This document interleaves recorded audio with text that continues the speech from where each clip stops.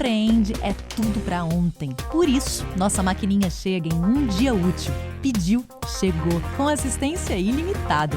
Seja Stone agora. Pensou negócio? É Stone.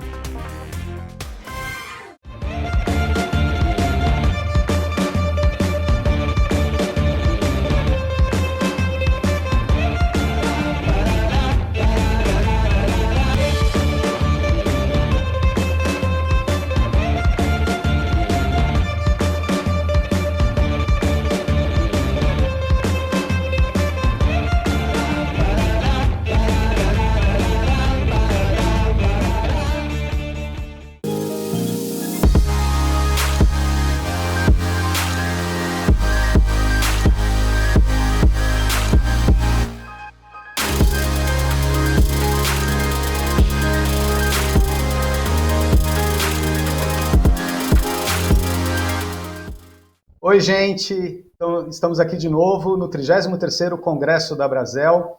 A gente vai começar um painel agora com dois representantes do Grupo Petrópolis, um grupo cervejeiro. A gente está aqui com o Marcelo de Sá, que é diretor executivo do Grupo Petrópolis, e também com o Diego Gomes, que é mestre cervejeiro e diretor industrial. E a gente vai falar muito de tendência, a gente vai olhar um pouquinho também para o que aconteceu na pandemia, falar das diretrizes do grupo, o que eles estão trazendo para os bares e restaurantes nesse momento de retomada e já planejando um pouquinho o que vai ser esse próximo verão que promete. Eu queria começar com Bom, primeiro, né? Muito obrigado, Marcelo. Muito obrigado, Diego, por vocês estarem aqui. Eu queria começar com o Marcelo, queria que ele desse um panorama do que é o Grupo Petrópolis e como eles encararam esse cenário tão desafiador agora que a gente teve e já projetando um pouquinho do que vem por aí. Marcelo, a palavra está com você. Bom dia, obrigado pelo tempo. Vamos falar um pouquinho do Grupo Petrópolis. Nós somos uma empresa de 25 mil colaboradores em todo o Brasil. Nós temos 8 unidades fabris. Nós temos Nordeste, Mato Grosso, São Paulo, Rio de Janeiro, Minas Gerais e uma empresa de água em Bragança Paulista. E falando um pouquinho, nós somos um grupo aí de 30 produtos no nosso portfólio, mais de 130 SKUs, né? E uma empresa com uma solidez muito grande, né? Falando um pouquinho do passado, nós levamos um susto não só, né, o Grupo Petrópolis, mas como todo empresário em março do ano passado, aproximadamente 15 de março, nossas vendas ela atingiu 40% no primeiro mês, que foi março, 50%, né, em abril, depois 60% em junho e o restante do ano em 100%. O Petrópolis ela veio com resultado histórico, dos últimos 10 anos da companhia, pós-pandemia, né? E aí o Grupo Petrópolis quis entender um pouquinho o que fazer com os clientes, né? O que a gente ia fazer com os clientes, porque nós fizemos uma pesquisa de mercado, nós tivemos chegou até o nosso pessoal de trade, que foi fechado 600 mil pontos de vendas no Brasil, né? E aí, nós, como representante do grupo, falou o que nós podemos fazer, né, para que ajudar os nossos clientes. Muitos fecharam as portas, muitos não tinham dinheiro para pagar aluguel, outros não tinham dinheiro para pagar energia, folha de pagamento. E aí surgiu o GP com você. GP com você, nós investimos 40 milhões de reais no GP com você, ajudando 40 mil pontos de vendas, né? E foi essa ajuda desses 40 milhões, nós ajudamos São Paulo, ajudamos Rio de Janeiro e Bahia, né? Esses 40 milhões. E aí nós começamos a ter retorno. O gratificante com tudo isso foi o retorno do cliente, né? O retorno dessa ajuda, o agradecimento. Muitas das vezes, o ponto de venda já estava fechado. Muitas das vezes, esse cliente não sabia mais o que fazer, né? Estava quebrado. E o Grupo Petrópolis ajudou ele com produto, ajudou ele em pagar folha de pagamento, né? Nós ajudamos em até a bonificação de produto. muitos deles não tinham como comprar o produto do grupo. E nós estamos ajudando, né? Outros pediram reformas de bares, né? EPIs para funcionário, álcool em gel. E aí o Grupo Petrópolis, esses 40 milhões, deu para ajudar muita gente. E para a gente, como executivo, isso é muito gratificante. Né? Isso é importante. E a Petrópolis tende a continuar, né, com essa ajuda os nossos clientes, porque sem esses clientes na ponta, o Grupo Petrópolis hoje aproximadamente tem 600 mil clientes ativos dentro da nossa base. Eu acho que a nossa responsabilidade está ajudando todo mundo. Muito bacana, Marcelo. Realmente, o GP com você foi um marco, né?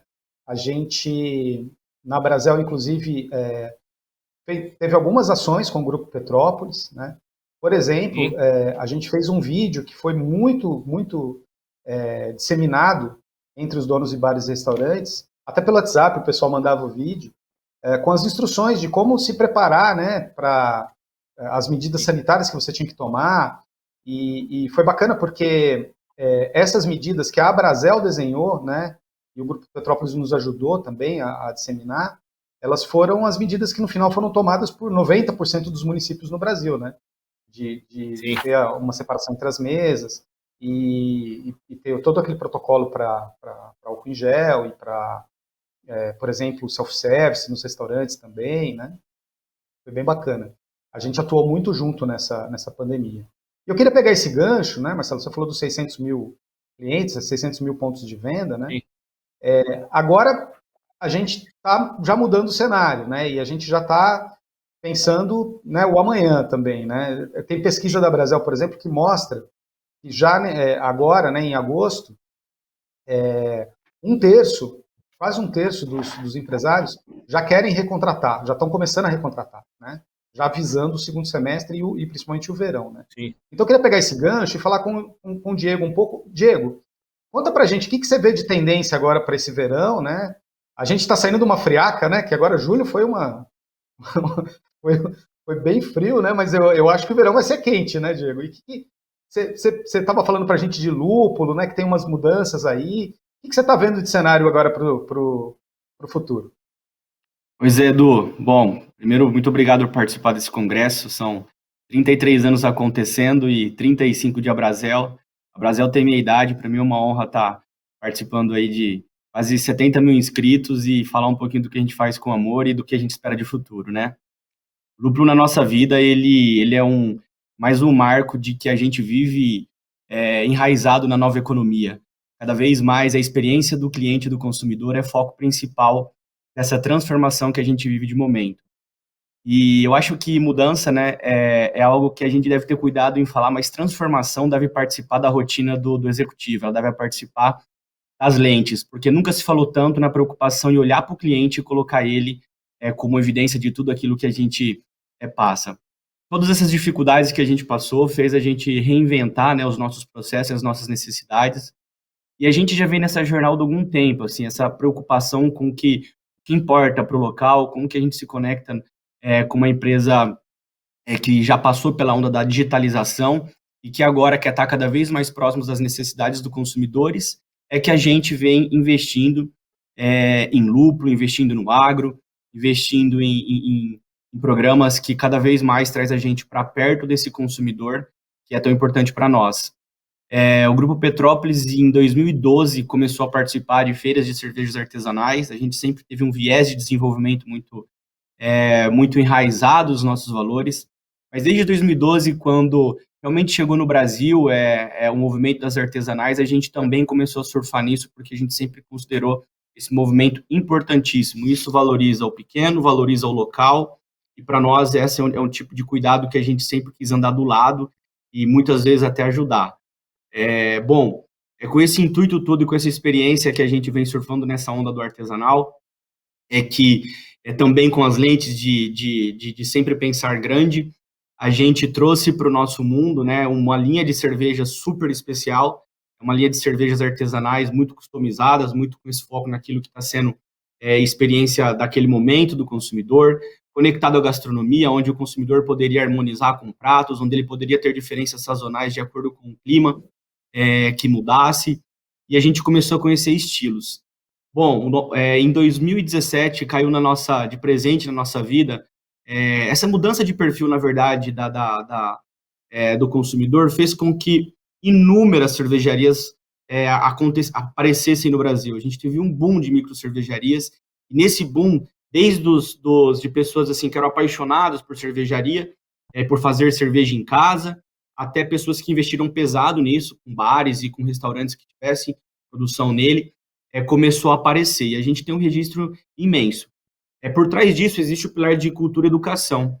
E o Senai de Vassouras teve uma migração que nasceu em 91 no nosso país, teve um pouquinho de migração desse perfil, porque o Senai era a única escola técnica cervejeira do nosso país. E como as cervejarias maiores começaram a mandar para fora os seus cervejeiros, o Senai migrou de cervejeiros que lideravam, executivos que lideravam o país ou a América, e passou a ter uma procura muito grande de cervejarias artesanais que buscaram lá. Isso passou a ter, assim, não tanta frequência, né, porque o cervejeiro artesanal, ele tem um dinamismo diferente do estudo, ele busca conhecimentos, não talvez na universidade, mas em livro, em referência, em experiência, e fez com que a escola de Vassouras tivesse uma redução significativa de inscritos, né, e aí não sustentasse mais o programa de formação tecnológica em Vassouras. Bom, a escola finaliza sua jornada depois de quase 20 anos, mais de 20 anos no nosso país, se representando a América no pilar de educação cervejeira, e aí a gente pensou assim, entre nós, a gente não pode deixar essa escola morrer. Essa escola que formou líderes por muito tempo, ela não pode terminar aqui a jornada dela. E ela foi para leilão muito rapidamente, a gente falou assim, a gente já surfa nesse mercado de artesanal, a gente já desenvolve coisas incríveis, está ganhando medalha que está sendo utilizada em pratos, que está sendo harmonizada, e que vem trazendo experiência para os nossos consumidores de uma forma bem interessante, mas fazendo isso tudo ainda laboratorial, ainda na grande cervejaria, a gente precisa de um centro de experiência, de um centro de desenvolvimento, que a gente fomente cada vez mais a conexão do cliente com tudo aquilo que a gente faz. E aí a gente compra pelo leilão o centro que hoje é o Centro Cervejeiro da Terra, que é o Centro Cervejeiro da Serra, que era a antiga escola de Vassouras, a escola tecnológica de Vassouras, para manter toda essa pilar educação e todas as centenas de muitos executivos, outros cervejeiros que passaram estudando por lá. Debaixo desse centro, existe uma tendência e um viés que aflora no Grupo Petrópolis, que é o viés de sempre pensar em futuro, sempre pensar no cliente, sempre pensar em inovação. Dentro do centro tecnológico, um dos pilares é fomentar aquilo que é importante para nós. E aí o Lupro, no dia da inauguração do centro tecnológico, no Centro Cervejeiro da Serra, no nosso centro tecnológico, a gente conheceu uma pessoa importante que tem um viveiro lá em Teresópolis, e ela disse o seguinte, já estou fomentando o plantio de lúpulo no nosso país. Porque o plantio de lúpulo no nosso país, ele era falado, mas ele não tinha o registro de origem da planta no país, né? Na verdade, não é o registro de origem. Ele não tinha passado pela fase onde o lúpulo pode, por não ser nativo do nosso país, ele pode sim ser comercializado, porque ele passa cultivado antes de comercializado, porque ele passa pela análise de risco. É uma análise demorada, que precisa de ciclos, né, vegetativos para ser estudada, e o mapa, ele precisa de autorizar isso. E a gente, junto com o Viveiro Ninkasi, conseguimos que o lúpulo fosse então, oficialmente, uma planta que poderia ser comercializada, porque a gente conseguiu a análise de risco dele no país. Esse foi o grande avanço, e aí quando a gente conseguiu isso, a gente falou, a gente precisa agora plantar lúpulo. E a gente começou, através de um modelo experimental, o plantio de algumas variedades que estavam homologadas no nosso país, estavam oficiais no nosso país, que poderiam ser, ela sai da jardinagem, né, que era super informal, e passa aí para o modelo industrial, um modelo de cultivo no agro, onde a gente se apaixona e a gente começa a construir aí uma visão futura, toda a nossa história com lúpulo, e ter uma jornada de agro até o consumidor importante. O lúpulo hoje, para quem não é familiar com o assunto, ele é responsável pelo movimento de $1 bilhão no mundo.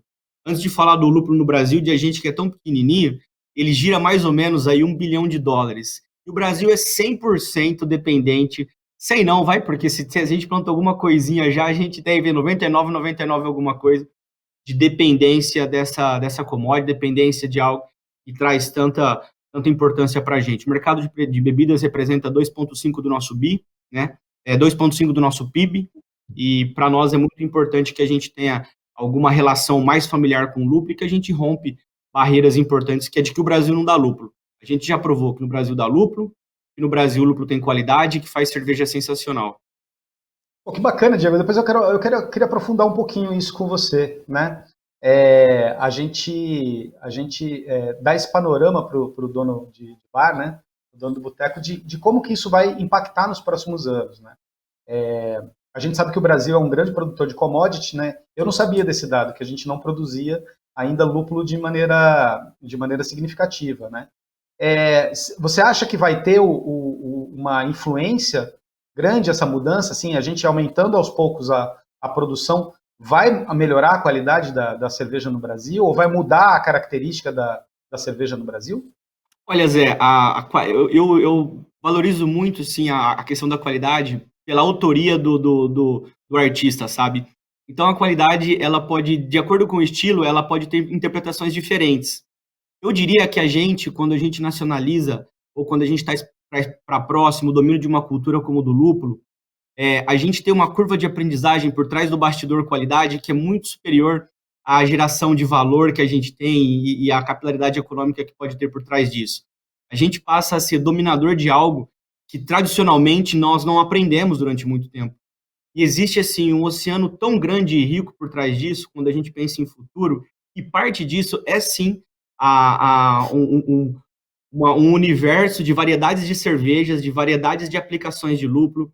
A gente fala de um mercado de $1 bi do mundo, de dólares, onde a cervejaria com certeza é protagonista, mas por trás disso está o mercado farmacêutico e principalmente está a gastronomia. A aplicação do lúpulo para a gastronomia, ela vem sendo explorada de uma forma assim, muito harmoniosa por grandes chefs. E a valorização dos pratos para isso, a experiência que a gente tem sensorial por trás da utilização dessa planta que a gente está aprendendo agora, com certeza faz com que assim, os próximos anos tenham uma valorização imensa de cervejas que podem aparecer com terroir que só tem daqui. A gente ainda está tentando entender. Quando a gente muda isso, existem fatores por trás do agro que podem influenciar a qualidade do solo, quantidade de sol, terroir, micro-organismo, a microflora que sobrevive ali tem interferência se é mais cítrico, se é mais herbal, se vai ter mais lupulina, se vai ter mais amargura ou mais perfume de lúpulo, se vai cheirar grama ou vai cheirar terra, se cheira terra ou cheira fruta. Isso tudo é muito complexo e a gente está tentando entender como que essas plantas, apesar com a comprovação genética delas, se comportam nessa fase desse nosso país. Olha, quando a gente pensa isso e pensa em futuro, olha como é interessante a gente fazer a projeção de que existe, assim, muita coisa linda para acontecer por trás de algo que a gente vai plantar e que, sim, economicamente é importante aprender, dominar essa cultura para fazer cerveja, porque vai ter aplicações mais frescas, vai ter diminuição de inventários, vai ter menos influência de moeda. Economicamente é linda essa história, né? Os números mostram isso. Mas, além disso, existe uma oportunidade para o pequeno produtor, para o associativismo, para a gastronomia, para a indústria da farmácia e para a aplicação dessa planta linda que a gente é apaixonado, porque no final do dia a gente é apaixonado por cerveja, né? Para um monte de gente incrível aí que pode fazer disso seu negócio. Pô, muito bacana, Diego. Ô Marcelo, o Diego falou um pouquinho, né, até da implicação econômica, né, dessas mudanças e tal. E assim, eu tive uma falha aqui no começo, que eu não falei do currículo de vocês, assim, porque o Marcelo tem um currículo, cara, eu fiquei rolando a página aqui. Só de especialização ele tem mais horas de banco escolar do que eu tenho de banco de boteco. E olha que eu fiquei bastante em banco de boteco já na vida, viu, Marcelo? Marcelo, por exemplo, ele tem MBA nos Estados Unidos, em Chicago, ele tem MBA na Fundação Getúlio Vargas, né? Cursou política pública, cursou finanças. E, Marcelo, eu queria aproveitar essa sua experiência, né? Já trabalhou em vários grupos grandes, né? Eu queria aproveitar a sua experiência e pegar esse gancho um pouquinho do que o Diego falou, né? Desses impactos econômicos que a gente tem. A gente está num momento agora, né? Que tem aquele velho chavão, né? Da administração, do símbolo chinês da crise é o mesmo da oportunidade, né, Marcelo? A gente sabe de tudo isso, mas é uma verdade. Você mesmo disse, né, que a gente teve muito bar fechando durante a pandemia, né, e muita gente que agora precisa se reinventar, ou reconstruir o seu negócio, ou abrir um negócio novo, né? Como que o Grupo Petrópolis está organizado, né? Você falou de um portfólio grande de produtos, não só cerveja, inclusive, né? Sim. Outros produtos também. Como que o Grupo Petrópolis está organizado para esse momento, né?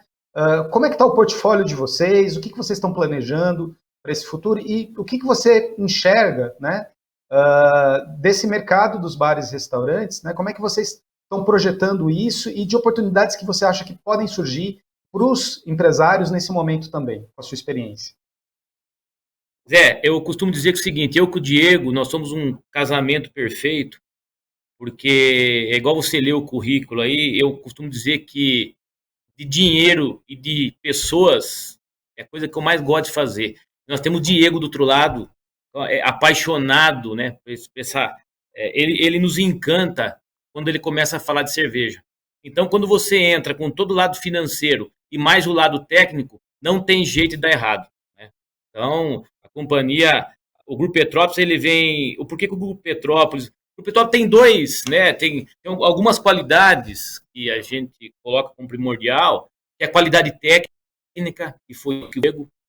Segundo, nós temos uma rede de distribuição, que eu falei no passado, nós temos 180 pontos, né, de distribuição no Brasil, né? Nós somos uma empresa de 25 mil colaboradores, 19 mil está na ponta, 19 mil, falo, está na distribuição. E o terceiro, que é a tomada de decisão rápida, né? Por que eu falo? Tudo isso que nós falamos é tomada de decisões no máximo em 10 minutos. Nós temos um presidente que nos apoia, né? É uma pessoa fantástica, com um coração maravilhoso, e uma pessoa que toma decisão muito rápido. Então, o Grupo Petrópolis, ela tem esse pilar, né? São os pilares que ela tem: tomada de decisão rápida, qualidade, técnica e distribuição. Tá? Qual o cenário desse ano com o ano passado? Esse ano, o que aconteceu? Esse ano nós estocamos, nós planejamos, né, o que ia acontecer em 2021. Nós já temos um mapa estratégico de 2018 até 2023. O Grupo Petrópolis se planeja a cada 5 anos, né? Então, isso é muito importante, tanto com a qualidade do produto, com a inovação, tudo isso que o Diego falou, e pensando no cliente. O foco da Petrópolis é pensar no cliente. Por exemplo, você falou, Marcelo, foi bacana o GP com você. O que o Grupo Petrópolis está pensando para o futuro? Por exemplo, nós entramos agora com um projeto 100% Rocinha, no Rio de Janeiro, investindo R$1 milhão. Confesso a você que quando nós entramos lá, veio esse projeto na nossa mão, assim ela vem com 74 mil habitantes. Confesso que eu não sabia a quantidade de pessoas, 25 mil domicílios, né? Aí o Grupo Petrópolis, ele entra ajudando, igual ajudou o GP com você, pagando conta, energia, funcionário, Wi-Fi grátis na comunidade, que nós acostumamos, e reforma do que? Nós estamos reformando as quadras. Essas comunidades têm bastante quadras poliesportivas, e o Grupo Petrópolis ele entra ajudando, porque o esporte é bebida, o esporte é alimentação, né? O esporte é qualidade de vida, e tudo isso transforma na bebida, tudo isso transforma no bem-estar, que é a alegria do nosso, a importância do Grupo Petrópolis é o nosso cliente, o foco é o nosso cliente principal, tá? E aí, quando a gente fala de economia, com tudo isso, não é só o Grupo Petrópolis, mas eu entendo que todo empresário hoje, no passado, ele teve essa dúvida, para onde que nós vamos, né? E hoje já vem melhorando, né? Então, já vem melhorando. Nós esperamos que agora, até meados de setembro, todo mundo esteja vacinado. Isso vai ajudar muito, né? Porque você viu que os bares e restaurantes já estão abrindo, né? Abrindo o que eu falo, horário normal, né? Sem restrição. Isso vai ajudar não o nosso setor, como todos os outros setores, né? A economia geral como um todo, né? Nós estamos bastante preocupados. Você viu que a taxa de desemprego atingiu quase 15% essa semana. Isso o Grupo Petrópolis preocupa bastante.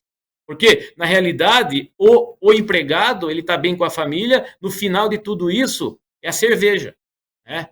Então, veja bem, então ele está empregado, ele está bem com a família, ele está bem com a esposa, ele está bem com o esposo, com a família, vamos comemorar, cerveja, não é? Então, nós preocupamos muito com isso. Quanto à economia, o Grupo Petrópolis acredita que tudo isso vem melhorando, agora com a reforma tributária também, vamos torcer que a reforma tributária Eu acredito que até o final do ano sai alguma coisa, não só tributária como administrativa, porque é muito importante, não só para o nosso setor, para todos os setores. Porque aí você tem firmeza para os próximos anos. O que vai acontecer, né? Você já tem uma reforma, acredito eu, que em 10 anos não se mude, mesmo que o nosso ministro ele venha colocando que isso vai ser uma frase que ele falou, que os bois, né, se comem os bifes, ele está certo. Quando a gente fala de reforma tributária, que é muito pesada, principalmente nós da bebida, né, do mercado de bares e restaurantes, a carga tributária é bastante pesada também para a gente. E o Grupo Petrópolis está, o foco, mais uma vez, é ajudar o ponto de venda, é ajudar o nosso cliente, a satisfação dele. Ele, né, na totalidade, estando satisfeito, o Grupo Petrópolis também. Tá certo? Pô, muito bacana, Marcelo, e é muito legal essa iniciativa de vocês na Rocinha, né? A gente está muito perto, né? E conversando com o Alan, do Grupo Petrópolis, ele me falou um pouquinho dessa iniciativa, né? E quando você traz melhoria na qualidade de vida, né? Você traz a possibilidade de um consumo maior também. A gente tem que ver isso, né? Quando você, como você disse, quando você estimula o esporte, né? Você está estimulando a cervejinha ali depois do esporte, né? Você está estimulando as pessoas, né? E a gente vai ter, com certeza, agora, nesse verão, assim, a expectativa da Abrazel é que a gente tenha realmente um verão muito, muito bom, tá? Porque, lógico, as pessoas ficaram, né, esse 1 ano e meio em casa, estão com saudade do boteco, estão com saudade dos amigos, estão com saudade de tomar aquela cerveja no final da tarde, né? E a gente está agora, né, até pedindo para voltar o horário de verão, para ver se dá um gás nisso, né? Porque é aquela hora a mais ali no fim do expediente para que a pessoa se anima, fala, pô, ainda tá sol, ainda tá calor, vamos para a praia, vamos para o boteco, vamos, né? Aqui eu estou em Belo Horizonte, né? Aqui não tem praia, mas pô, vamos descer ali no boteco da esquina e vamos tomar uma cerveja para comemorar que a gente está voltando à vida, né? Então a gente acredita que esse verão vai ser bem legal. E acho que outra coisa bacana do Grupo Petrópolis também é ter esse portfólio que atende todas as camadas, né? Tem desde a cerveja mais digamos assim, mais barata, né? Até as cervejas mais premium também, né? O Diego acho que está muito atento a isso. Eu falei do currículo do Marcelo, para o Diego não ficar enciumado, eu vou falar do currículo dele também. O Diego ele tem uma especialização na Alemanha, na região da Bavária, que é o centro do universo quando você fala de cerveja, né, Diego? Queria que você contasse um pouquinho dessa experiência de ter tido contato intenso, né? 3 anos não são 3 dias, né? Você morou no exterior e tendo contato com grandes mestres cervejeiros. Queria que você contasse um pouco dessa experiência e como que você aplica essa experiência aqui, né, como diretor industrial, para ter um portfólio que atenda todas as camadas e todas as camadas com excelência na cerveja, né? Como é que funciona isso, Diego? Zé, bom, meu currículo nem compara com o do Marcelo, porque senão, olha, mas eu sou mais novo que ele, ainda tenho tempo. E o meu perfil também é Maratobeer, né? Eu gosto muito da Universidade do Bar e sou super apaixonado por isso, acho que a gente aprende bastante.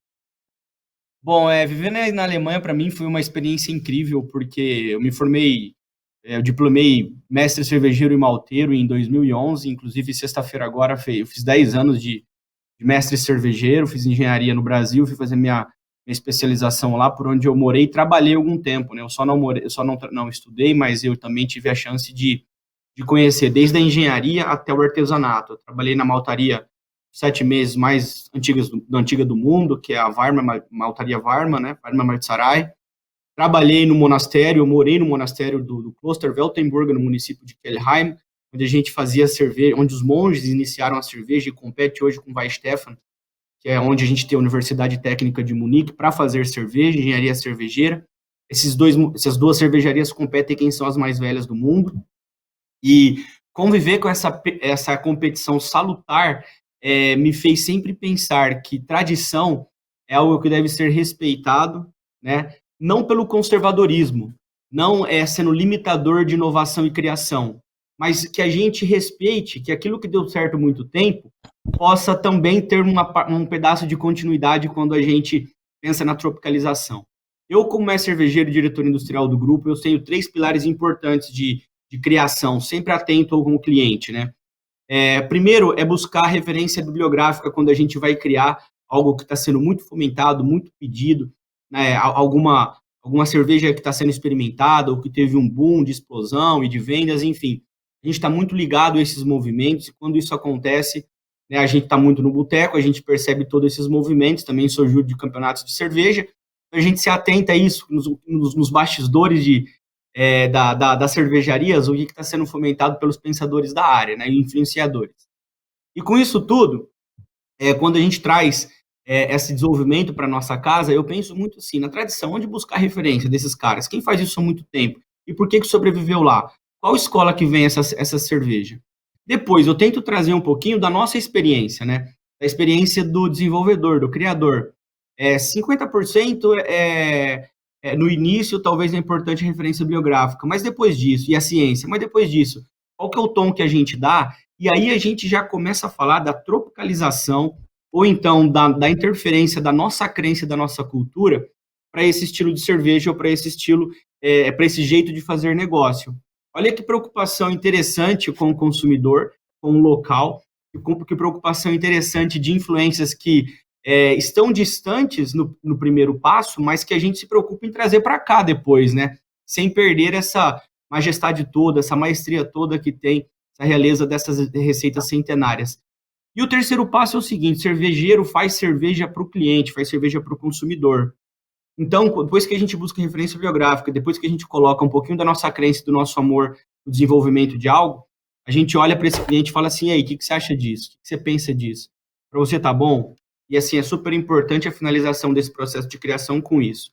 Nesse pilar do meio, eu uso muito as referências e as experiências que eu tive, não só na Alemanha, mas também na escola americana, na Inglaterra. Passei um tempo fazendo escola de negócio em Cambridge. E lá a gente, no final do dia, depois de um longo e vasto dia de pensar sobre o futuro, de trazer inovação para o nosso jeito de transformar, a gente ia para o pub e tomava cerveja. Tomava cerveja 18 graus, ales, com bomba de oxigênio, porque lá a gente quase não usa muito CO2 para as chopeiras, e assim, era uma experiência gigantesca. Cerveja, ela tá no nosso jeito de se relacionar. A cerveja, ela passa pelo nosso jeito de fazer amigo. Ela é muito importante quando você fala desse próximo verão. Eu também acredito fortemente que a reinvenção das coisas que a gente passou nesses 2 últimos anos foram importantes, mas que também a gente está super sedento para o vintage, para voltar a tomar cerveja no boteco, para voltar a ter esse calor humano, aprendendo como se comportar com esse novo jeito do consumidor e dos padrões do consumidor. Isso foi importante, mas a gente não vai perder essa curva de aprendizado. Nunca houve tanta necessidade de motoboy, então uma nova profissão aí, uma nova escalabilidade de profissão, dos que esses caras devem ter aprendido muito também, com regras de segurança, com regras de como atender, melhor performance logística, porque faltou no mercado, né? Então, isso tudo projeta a gente para uma economia ainda mais moderna, ainda mais capaz de viver momentos de dificuldade futuro. Contudo, estamos morrendo de vontade de voltar para o bar e restaurante e ficar lá tomando cerveja e se abraçar, que eu acho que é o que está acontecendo. A gente, para isso, e para esse verão, a gente está com desenvolvimentos de receitas, inclusive uma novidade, o Brasil está passando por um movimento de bitter, né, uma cerveja um pouco mais amarga, que transita aí entre as lagers da vida. A gente tenta desconstruir um pouquinho das lagers e trazer azeios para o protagonismo, que é uma receita de alta fermentação, e tenta assim, diminuir um pouquinho a intensidade do amargor das IPAs e colocar a bitter como centro do Brasil, a nova queridinha do movimento nacional. Diego, eu queria continuar com você com isso, que eu acho que aí vai ter um ponto muito interessante para a gente discutir, e acho que muitas dicas para o dono de bar e restaurante, mas eu preciso liberar o Marcelo agora. O Marcelo está com uma outra agenda, né? E eu vou continuar com o Diego. Marcelo, muito obrigado, tá, por participar aqui do Congresso da Brasel com a gente, tá? E espero que a gente tenha outras oportunidades de conversar e trazer um pouquinho mais do que o Grupo Petrópolis está fazendo aí para os bares e restaurantes. Eu vou continuar com o Diego, tá? Você deixa ele comigo mais um pouco. Obrigado. Aqui. Obrigado pela oportunidade. Mais uma vez, o Grupo Petrópolis agradece. Diego, obrigado. Obrigado por estar compartilhando com a gente todo esse conhecimento fantástico que você tem. Diego, retomando aqui, você estava falando dessa mudança, né? Mudança até no gosto, né? Partindo um pouquinho para o mais amargo, né? E queria que você contasse um pouquinho também desse universo, porque assim, a gente tem muita gente que está entrando no mercado agora, de bar e restaurante, né? A verdade é essa.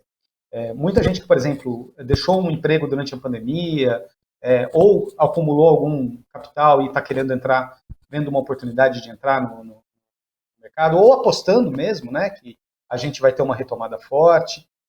Outros que durante a pandemia quebraram, por exemplo, estão se reinventando, né? Como é que o dono de bar e restaurante pode se preparar para essas mudanças no gosto? Você acha que tem oportunidade aí? Você abrir um bar, por exemplo, baseado em cerveja mais premium ou em cerveja com outras características que não aquela Pilsen que a gente já conhece, que é tão do gosto do brasileiro, né? A gente sabe que o brasileiro é apaixonado por Pilsen, né? Mas tem oportunidades aí? Como é que você está? Me conta um pouquinho mais dessa mudança no gosto. Existe sim, Zé. Existe uma oportunidade. Eu acho que hoje, quando a gente parte para a gastronomia, desconsiderar estilos de cerveja ou provocações nesses estilos, a gente já começa com um passo para trás. Então, com a digitalização e com a informatização dos processos, o conhecimento ele chega, a informação chega, o conhecimento talvez é um passo para frente. Mas a informação e a provocação chega muito rápido no consumidor final, e ele passa a ser muito mais crítico, né? Tanto o cliente como o shopper ali, ele passa a ser muito mais crítico. E nós temos dentro da nossa cultura a internalização da cervejaria. O brasileiro, ele é cervejeiro nato, ele gosta de falar de cerveja, ele faz happy hour com cerveja. A gente tem que se preocupar na variação de estilos e como oferecer a cerveja certa no momento certo. E a cerveja, ela passa a ser uma experiência importante para nós. Ela deixa de ser só um ato de consumo, de comemoração, mas ela também é uma experiência onde ela conecta o clima, a época do ano, o prato que está sendo oferecido, a região do país, a cultura local. E a gente navegar assim, não precisa navegar nas centenas de estilos do mundo, mas a gente pelo menos se localizar enquanto escola, quer dizer, do que americano faz, o que inglês faz, o que americano gosta, por que os belgas fizeram isso. E a gente ter uma referência de cada uma dessas cervejas, nós estamos falando de 4, 5 estilos de cerveja, já dá para a gente assim, argumentos incríveis para facilitar a orientação do cliente e do comprador. Então, acho super importante. Uma tendência muito que você trouxe, assim, como é que fica, né, o posicionamento das Pilsens, das puro maltes versus as outras, nunca vai deixar de ser a maioria. Né? Nós somos um povo que a gente começa a degustar, assim, sabiamente, cerveja desde a parte da manhã, e a gente transita pelo churrasco, pelo carboidrato, vai para o pão, volta para a costela, sai de uma carne menos ou mais graxosa, depois a gente vai para o bolo do aniversário, a gente come salada, são 10 horas da noite, estamos cerveja sempre acompanhando a gente ali, né?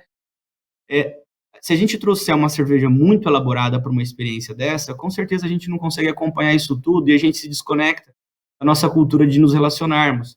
Então, com certeza, assim, a protagonista do nosso meio, assim como do resto do mundo, sempre vão ser as cervejas que têm uma emparedade mais fácil com os demais pratos, tá? Mas a gente não tem uma cerveja que tenha um aroma especial, que seja de alta fermentação, que tenha um ingrediente mais elaborado, também é algo que vai deixar a desejar para o cliente. Entendi. Ô, Diego, mais uma pergunta aqui, a gente já está chegando, né, já está dando tempo aqui. Quando o papo é bom, o tempo voa, né? Mas eu queria, não posso deixar de mencionar e queria saber de você, uma novidade do Grupo Petrópolis é que vocês estão abrindo uma fábrica nova, né, no Triângulo Mineiro, né? Como é que isso vai influenciar na atuação do grupo, né? Essa nova fábrica, ela vem para quê? Ela vem para reforçar que tipo de produto e o que o dono de bar e restaurante pode esperar desse movimento do Grupo Petrópolis?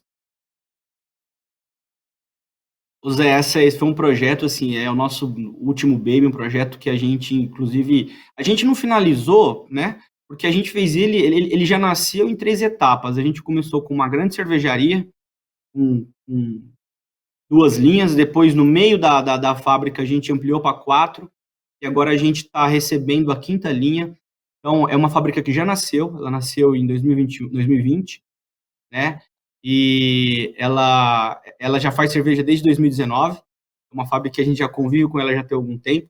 e ela está finalizando agora em setembro desse ano começando a montagem da sua última linha, uma linha de lata, que torna essa fábrica lá em Uberaba uma das maiores fábricas do mundo, uma fábrica onde a gente teve muito cuidado em construí-la, porque a gente se atentou exatamente com essa nova economia e esse perfil diferente do consumidor, que ele quer saber como, onde, porquê, quem faz, né? A identidade com o autor também é super importante. Cada dia mais menos máquina e mais gente, né? Porque máquina a gente já está no discurso muito cansado de automação, a gente quer saber qual que é o amor e qual a crença do criador por trás dessas máquinas que fazem essas coisas.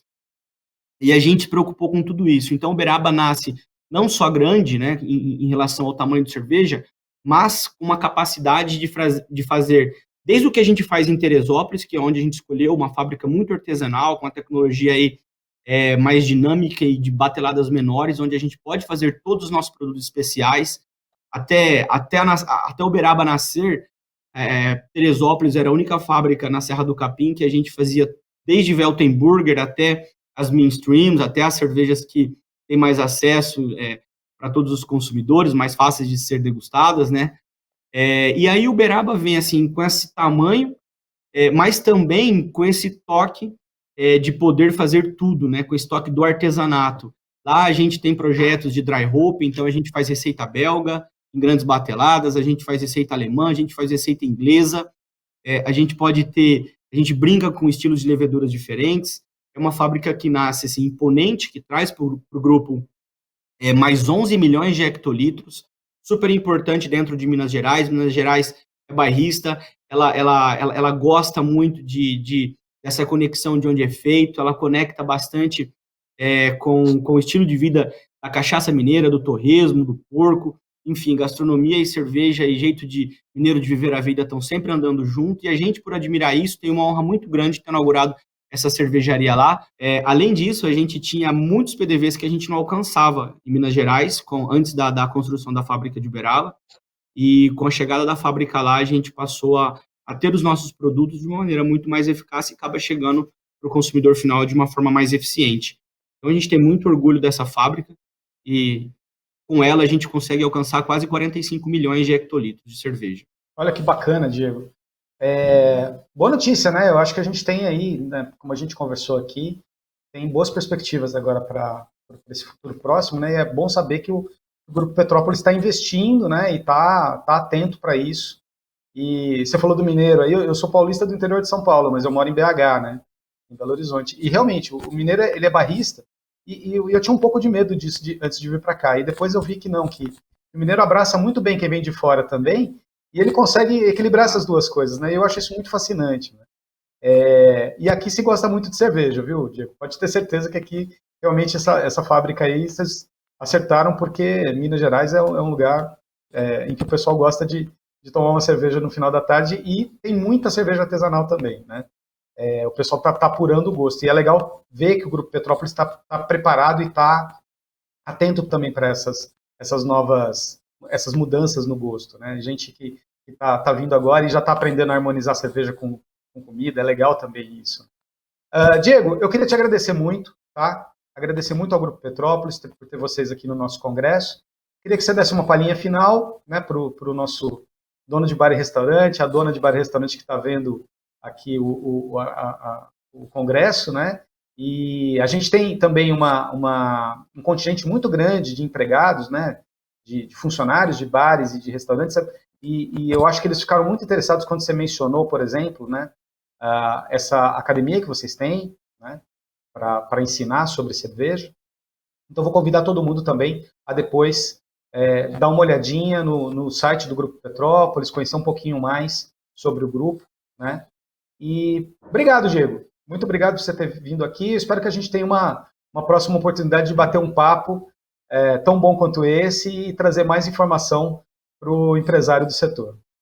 Zé Edu, assim, mais uma vez, é uma honra minha de ter participado de algo que existe há 35 anos. Eu tenho 35 de idade, uma associação que sobrevive há 35. Depois de tantas transformações, é um ambiente onde a gente deve olhar sempre com as lentes do aprendizado. Bom, eu, como apaixonado pelo meu país, apaixonado pelo que eu faço, apaixonado pela nossa forma brasileira de nos relacionarmos, e assim, pelo um otimista, talvez até ignorante, mas o amor que me movimenta por aquilo que eu defendo é sempre superior. Eu diria que assim, a gente nunca viveu num mundo melhor. O mundo nunca teve tão bom. Por todas as diversidades que a gente passa, o mundo nunca teve tão bom.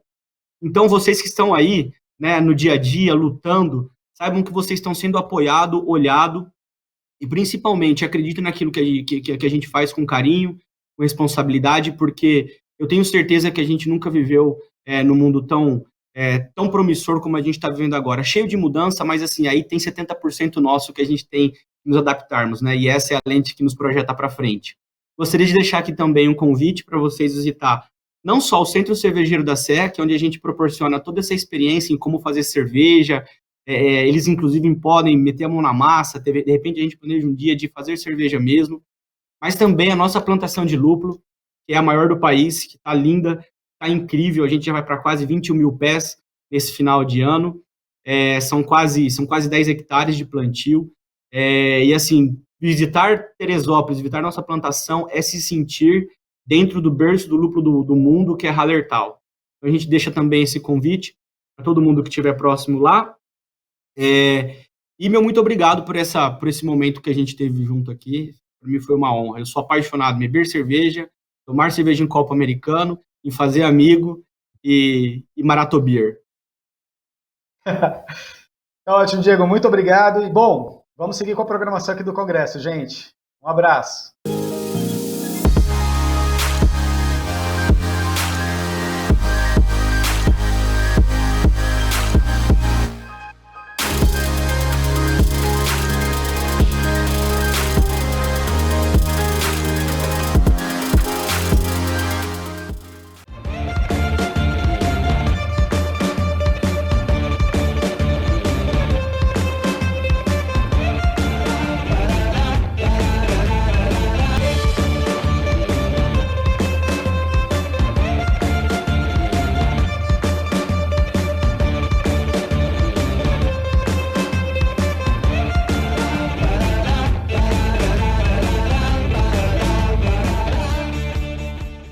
Para quem empreende, é tudo para ontem. Por isso, nossa maquininha chega em um dia útil. Pediu, chegou, com assistência ilimitada. Seja Stone agora. Pensou negócio? É Stone.